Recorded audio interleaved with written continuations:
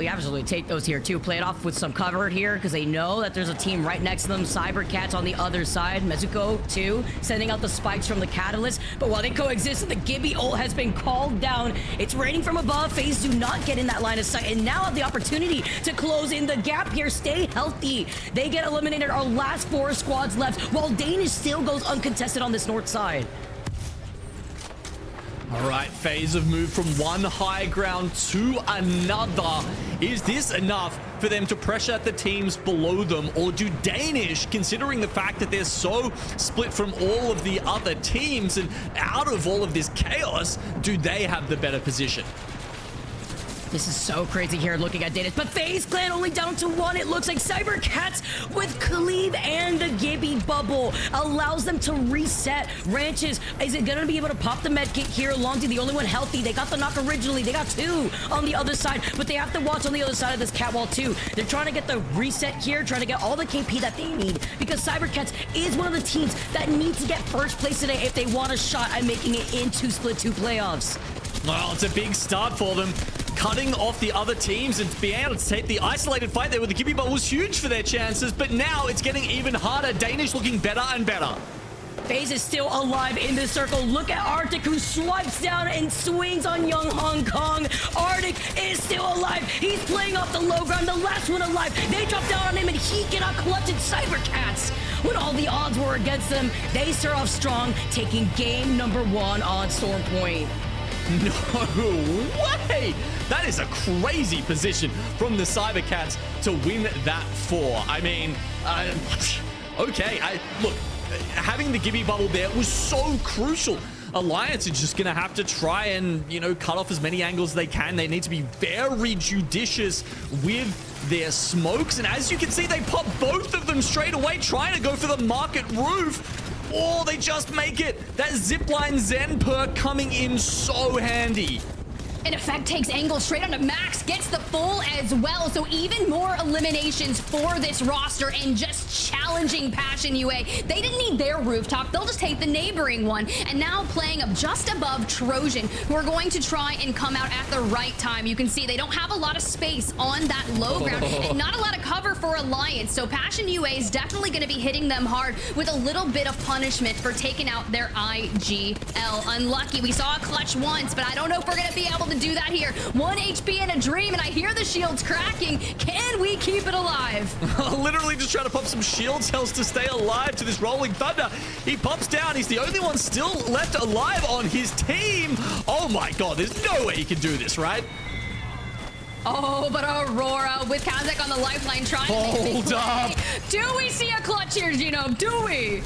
Do we see it for yet another time? The knuckle cluster's popping up. Oh my god, he actually wins it.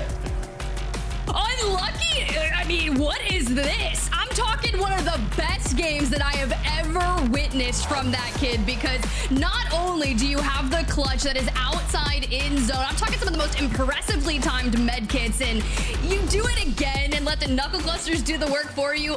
Ranches, Cleave, Mollywan, the original Aurora, they're so good at bringing in compositions that are different. We talked about, well, what happens when everyone's doing something different? They're bringing in the fuse, they're doing something odd. Well, then they decide, well, let's bring in the Maggie. Cleave as well, supporting, while Elonzi with the devotion and the bow check, and Ranches with the hemlock find so much efficacy. They've already won 1 game. Can they do it again? With 3 squads left here, our Cybercats, we got outplayed. Stay healthy here, and Cybercats are going to be playing off the low ground, but it looks like right now Stay Healthy want to fully engage on OP. They see them torn apart. There is 2 knocks on the other side, and Stay Healthy now looking like chameleons have to make sure that Cybercats do not sneak up on the other side.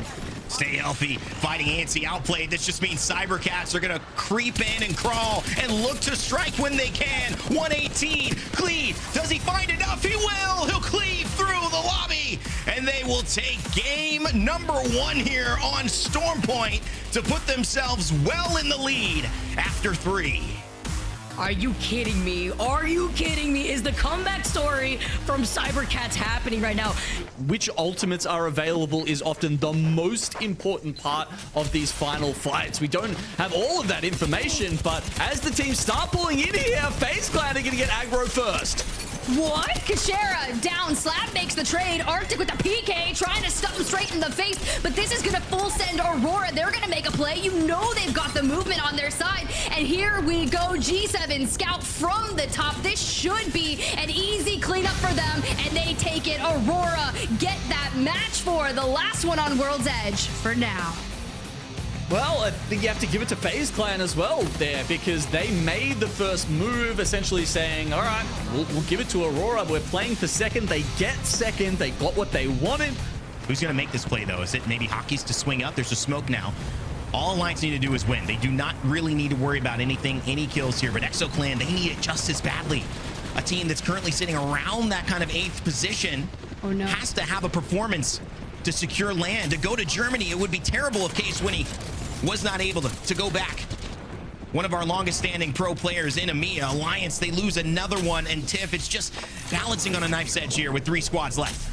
We're focusing on the res here for effect. Fuda down from Exo Clan with Na'Vi from the high ground. They're able to put so much pressure on not only Alliance, but Exo Clan. They're poised to potentially win this. And if they can stop Alliance from hitting 50 points, this would be so tragic. Once again, trying to stick that res, but Exo Clan, they're making their move now. Wow, and that's it. They're not going to do it. Unbelievable. Exo Clan stop Alliance from hitting match point.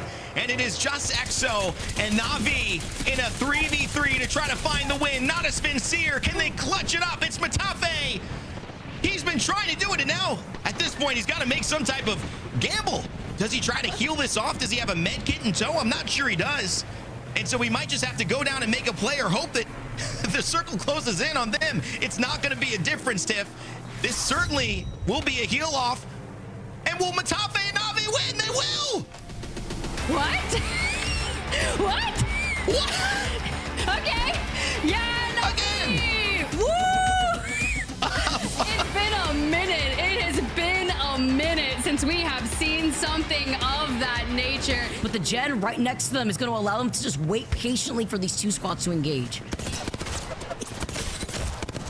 They've moved closer to where this circle will finish than the other 2 teams. That's what Go Next is banking on here. But as you can see, they don't have a lot of cover to play behind. And once Alliance realizes this, EMP going out.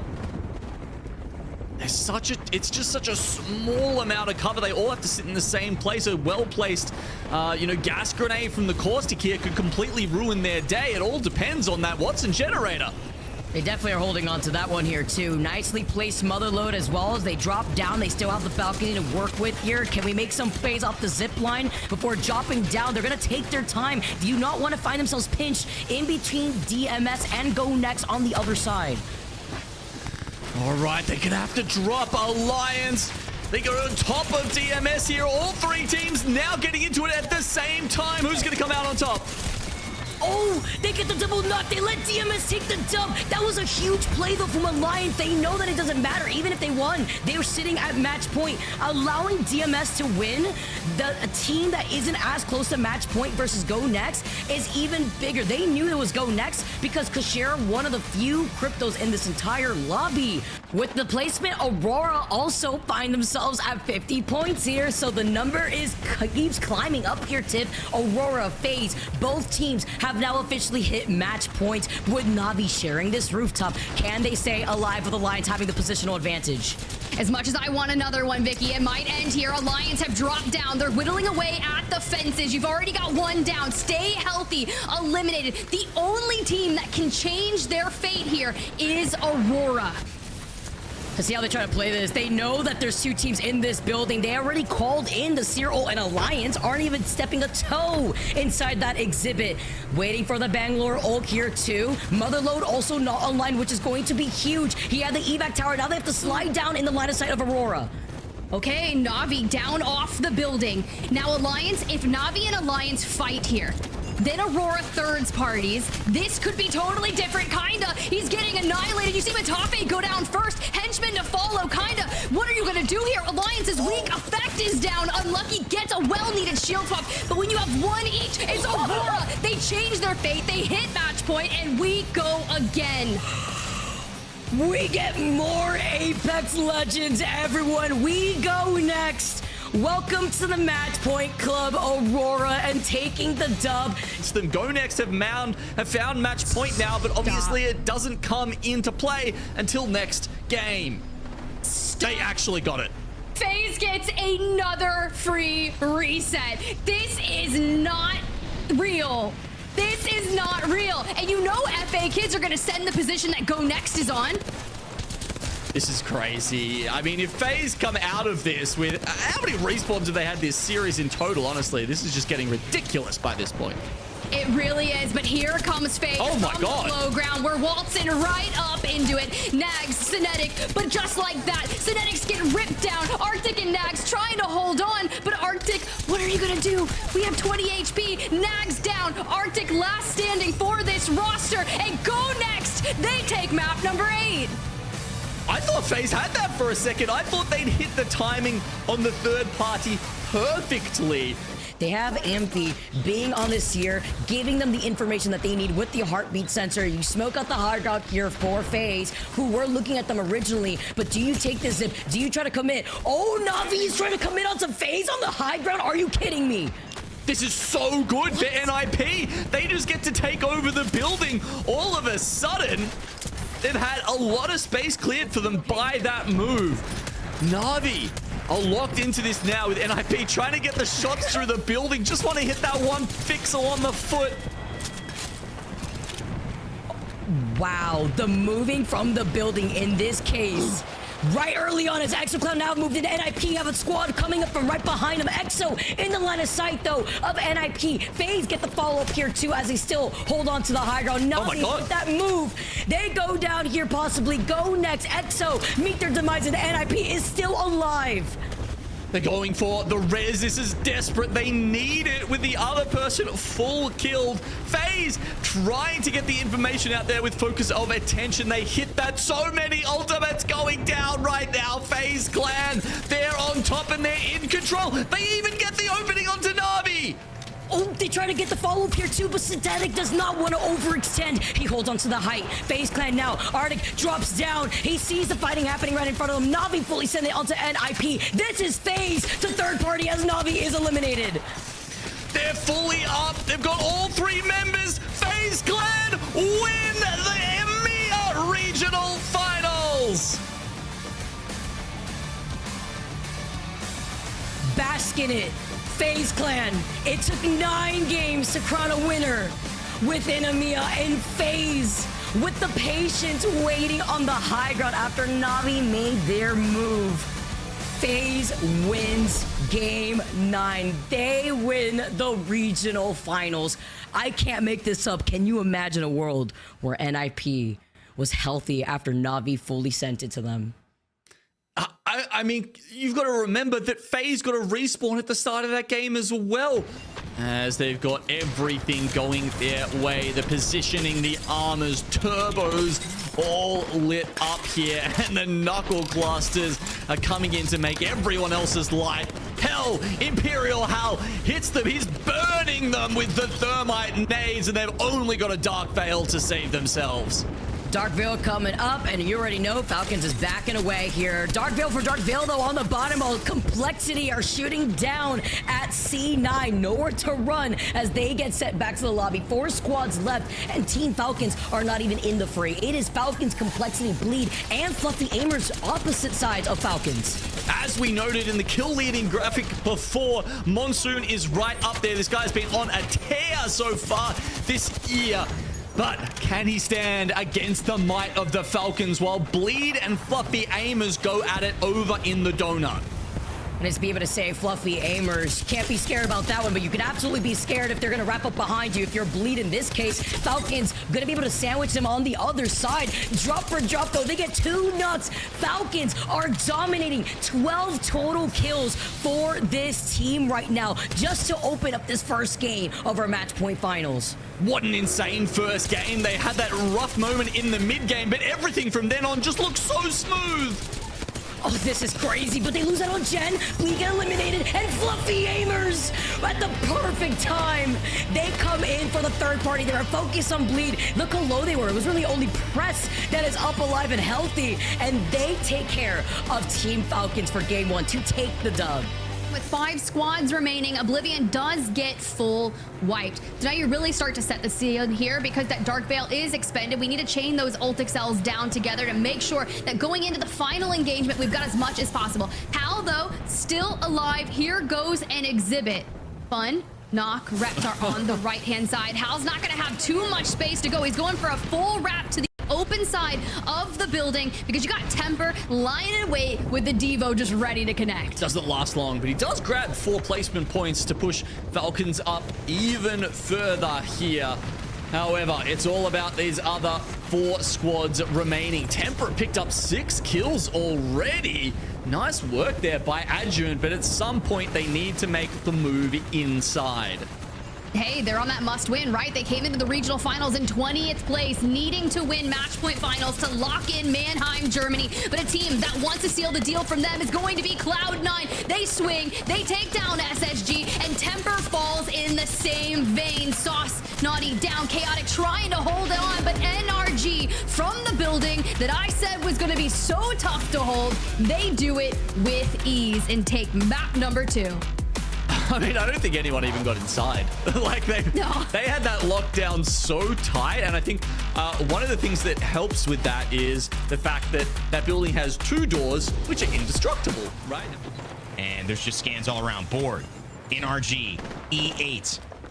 3 teams going at it, trying to grab a win. NRG, they are so close. 11 points would get them to match point, Viggy. If they took down both squads, maybe it's enough. It'll be very, very close, though. NRG certainly hoping they can get over the threshold with a win here. Especially with their low ground position as they make their way up. But whack-a-mole, Zach Mazer finding the jumping Bangalore and the shot with the Kraber, but shooting blanks through that smoke before Elevate wrap around the aggression. 3 squads left, and you know the energy is waiting right around the corner to engage. Nothing bored about it. They are excited. They are at their best. When they are in these moments, NRG have momentum and they keep it up. Another win, another moment for Knock Fun and Reptar. Ooh, potentially a res coming in here. Yes, Team Liquid get it off just in time. And NRG don't look so good on the front end of this fight. Moist. They have a spot right next to the end of this circle, but I mean, there's trades going on, and that means they should get involved. I'm not gonna lie, I love the ability to weave those fences together, but unfortunately, Fun knocked down. Reptar last standing, not Moist, coming in, swinging. We jump around the fence line, we deal the finishing blow, and we take map number 4. Well, inspiring stuff there from the no longer majority Australian squad. In the same building they were in at the beginning. This team was called a super team because they risked it all. Hal left the dynasty of TSM. Zero and Jin Burton left Dark Zero, and the most dominant group performance we had ever seen in LA just a few months back. And they joined up. They created a lot of people who were against them. A lot of people would be happy if they didn't do this one. But I'm sure those 3 players who believed in themselves above all else, would be happy because the only thing they care about is a win as Sykes goes down. Jim Burton picks him off as he's treading water, and now Sweet has a chance to try to get him back. Falcons on reds, 4 squads left with a chance to win it.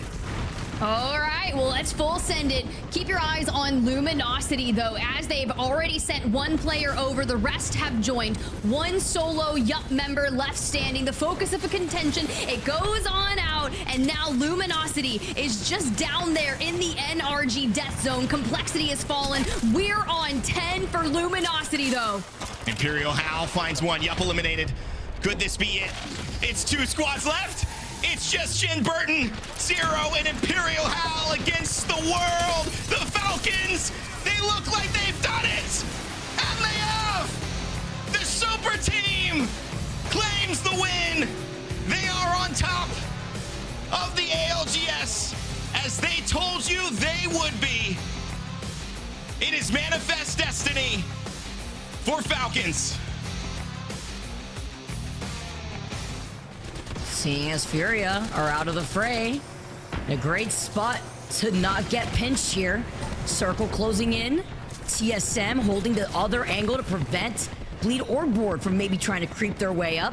playing on the outskirts of the circle. You can see the knuckle cluster just dealing just enough pressure from reps before they drop into the evac tower, just so that way they could try to jump on top of the building, jump over to the other side, gain some distance. Fury, again, just looking at them, and they're about to pop the evac tower into the motherlode to give them all the vision of the teams remaining in the lobby.